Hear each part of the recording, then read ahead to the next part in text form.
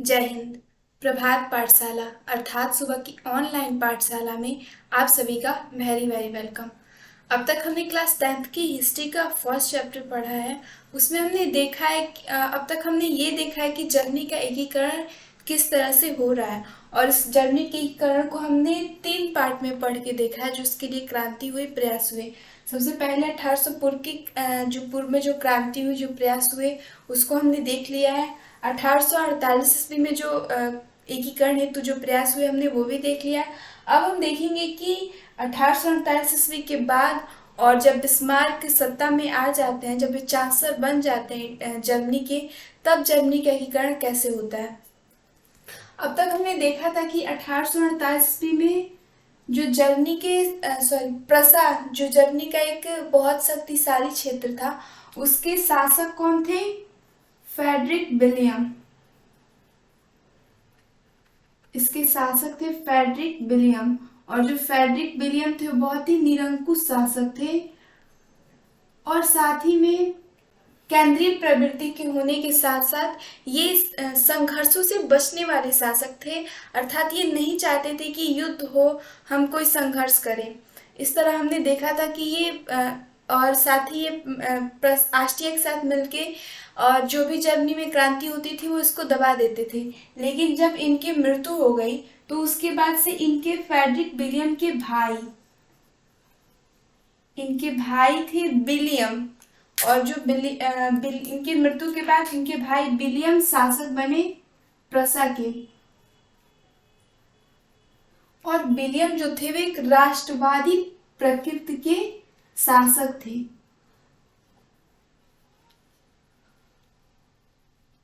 ये एक राष्ट्रवादी प्रकृति के शासक थे, और ये जानते थे कि हम अपने अंडर में जर्मनी का एकीकरण कर सकते हैं। और इन्होंने इन्होंने ये पूरा सोच भी लिया था कि हम अपने अंडर में ही, अर्थात प्रसा अपने अंडर में ही संपूर्ण जर्मनी का एकीकरण करेगा, भले उसके लिए कोई भी संधि क्यों न ठुकरानी पड़े। इसके लिए उन्होंने जानते थे कि अगर हमें एकीकरण करना है तो सबसे पहले अपनी सेना को बढ़ाना होगा, ताकि आक्रमण होगी तो हमारी सेना ही न लड़ेगी। तो इस तरह विलियम शासक बन गए, और इन्होंने अपनी सैन्य क्षमता को बढ़ाना शुरू कर दिया। और विलियम ने 1862 ईस्वी में जर्मनी का चांसलर नियुक्त किया बिस्मार्क को। जैसे अन्य देशों में प्रधानमंत्री का पद होता है, वैसे ही जर्मनी में चांसलर का पद होता है। और 1862 ईस्वी में बिस्मार्क को विलियम ने नियुक्त किया।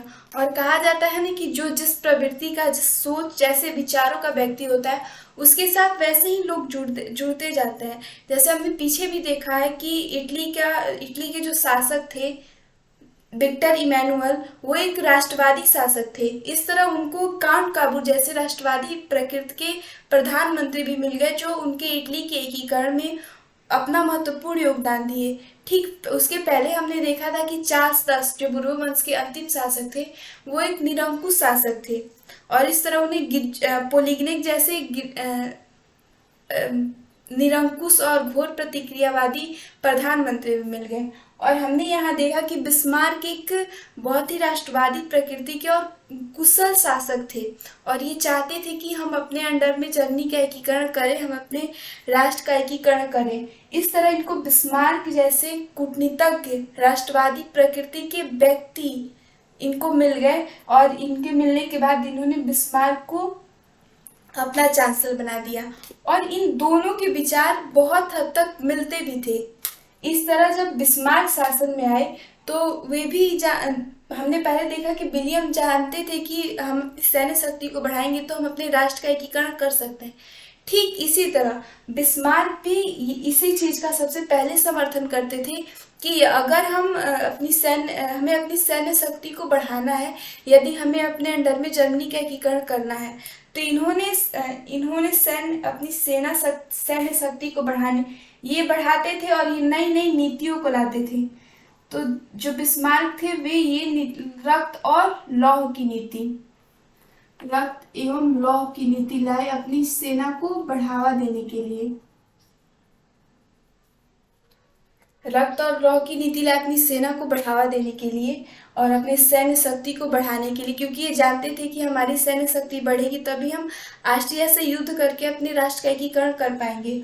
और साथ ही ये भी जानते थे कि प्रसा ऑस्ट्रिया से बहुत मायने में भी निम्न है, इसे और भी ज़्यादा सुदृढ़ीकरण की आवश्यकता है। और इस तरह इन्होंने सबसे पहला काम किया कि सैन्य शक्ति को बढ़ावे, रक्त और लौह नीति लाके। दूसरा काम ये किया कि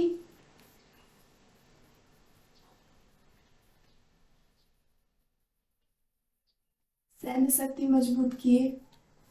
और दूसरा काम इन्होंने ये किया कि पूरे प्रसा का सुदृढ़ीकरण किया, पूरे प्रसा को हर तरह से सुदृढ़ किया।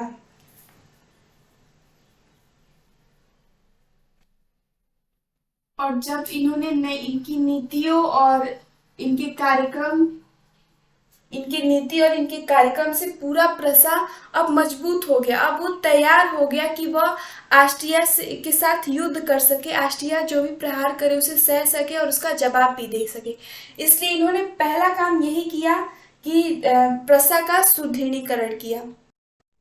हमने देखा था कि ये जो बिस्मार्क थे वो कूटनीतिक विचारों के थे, वो अपनी कूटनीति के माध्यम से राष्ट्र का एकीकरण करना चाहते थे। और बिस्मार्क हीगल के विचारों से प्रभावित थे, अर्थात हीगल को अपना आदर्श मानते थे।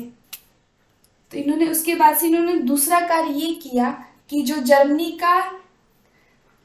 का क्षेत्र था, जर्मनी का क्षेत्र था सेल्सविंग और होल्स्टीन, सेल्सविक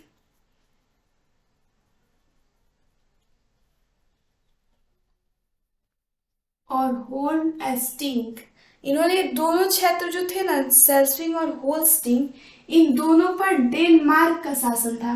अर्थात जर्मनी कई टुकड़ों में बट गया था, तो इन दोनों क्षेत्रों पर डेनमार्क ने अपना शासन स्थापित कर लिया था। तो सबसे पहला अपना कार्य किए कि ये सेल्सविंग और होल्स्टीन पे पहले ऑस्ट्रिया को अपने साथ मिलाए, और ऑस्ट्रिया को साथ मिला के 1864 ईस्वी में इन दोनों प्रदेशों के लिए ऑस्ट्रिया के साथ मिलके प्रसा प्लस ऑस्ट्रिया, इन दोनों लोगों ने साथ मिलके डेनमार्क पर हमला कर दिया। और जब ये दो महान शक्तियां एक साथ हुई तो डेनमार्क तो हारना ही था उसको।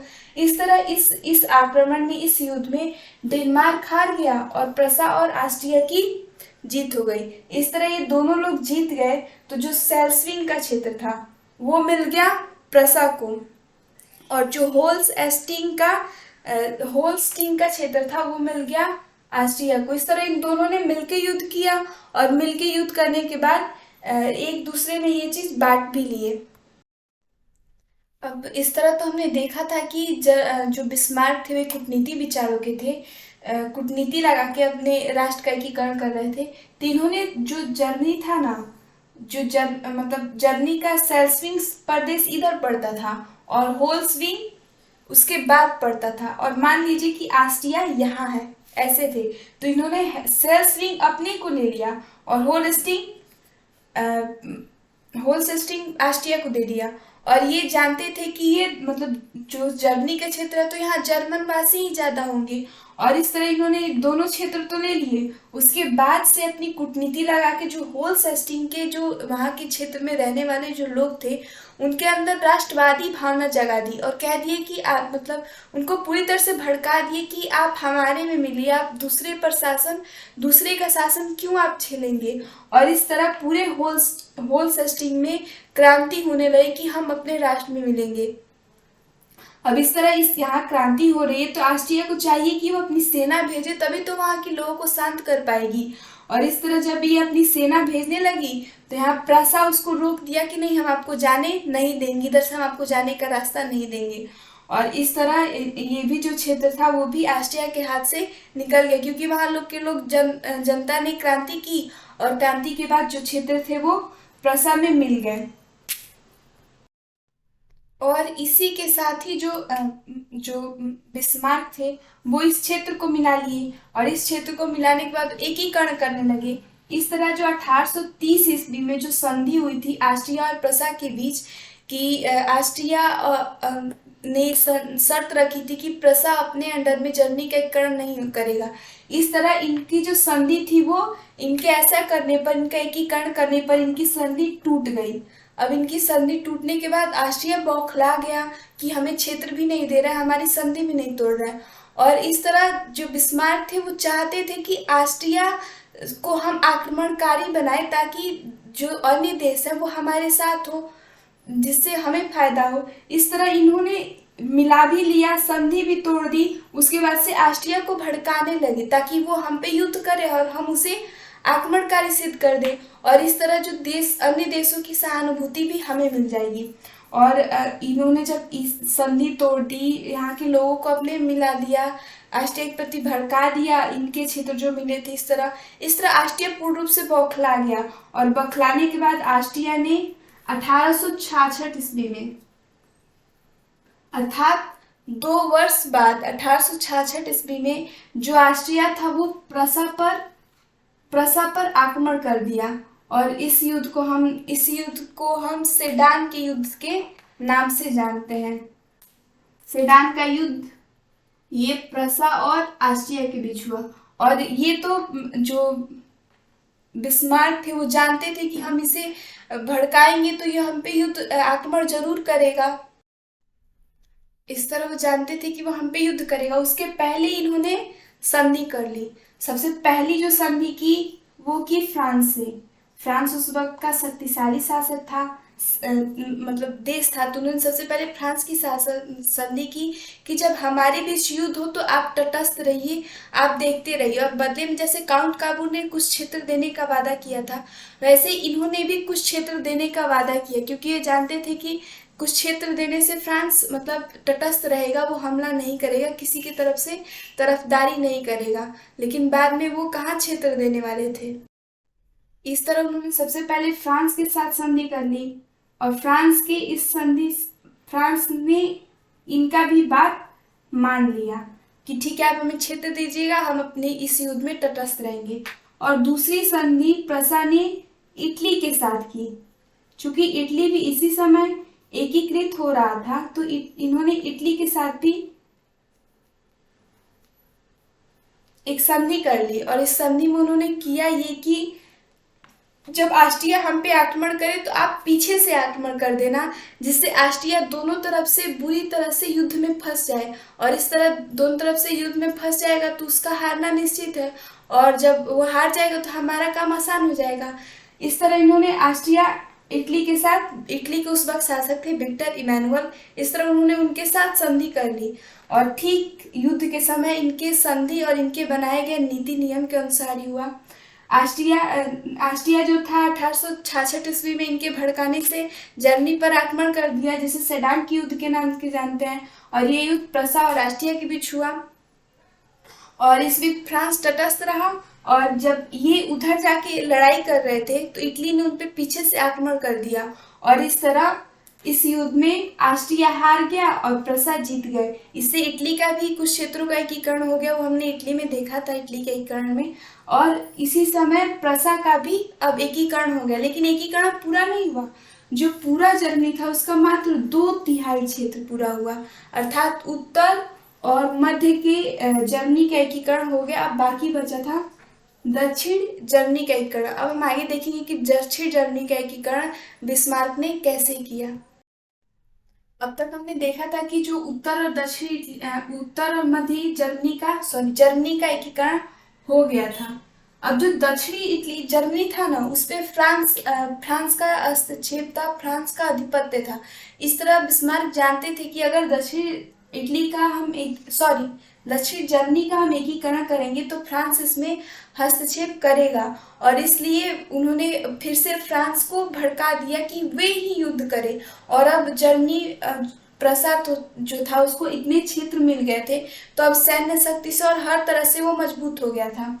अब इसने फ्रांस को भड़का दिया, और जैसे ही फ्रांस भड़क गया तो और उसके बाद से फ्रांस को भड़का दिया, उसके बाद से इस क्षेत्र का एकीकरण करने लगे।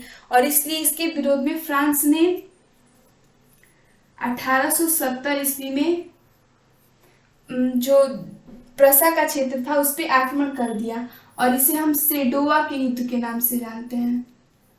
1866 ईस्वी का सेडान का युद्ध, और इसे हम सेडोवा के युद्ध के नाम से जानते हैं। और इस तरह फ्रांस ने 1870 ईस्वी में प्रसा पर आक्रमण कर दिया और अब हम प्रसा मजबूत हो चुका था क्योंकि इसे बहुत ज्यादा क्षेत्र मिल गए थे। और इस तरह इस युद्ध में जो फ्रांस और प्रसा के बीच जो युद्ध हुआ उसमें प्रसा जीत गया और फ्रांस हार गया। और इस तरह जो इस क्षेत्र पर फ्रांस का हस्तक्षेप था वो भी समाप्त हो गया और इस तरह बिस्मार्क ने संपूर्ण इटली का एकीकरण कर लिया। उसके बाद से 1871 ईस्वी में फ्रैंकफर्ट की संधि हुई। फ्रैंकफर्ट की संधि जो अब एकीकृत जर्मनी और फ्रांस के बीच हुई और इसके संधि के तहत संपूर्ण जर्मनी का एकीकरण हो गया। और इस तरह जर्मनी एक बहुत बड़े क्षेत्र और महाशक्ति के रूप में, महाशक्तिशाली देश के रूप में उभर कर सामने आया। इस तरह हमने जर्मनी का एकीकरण को देख लिया। इसमें कई सारे एमसीक्यूज बनते हैं, उसको आप एक जगह इकट्ठा कीजिए, कलेक्ट कीजिएगा। और अब हम आगे देखेंगे कि अगले यूरोपीय देश यूनान का एकीकरण कैसे हुआ, यूनान स्वतंत्र कैसे हुआ। तब तक के लिए डेट्स ऑल। जय हिंद।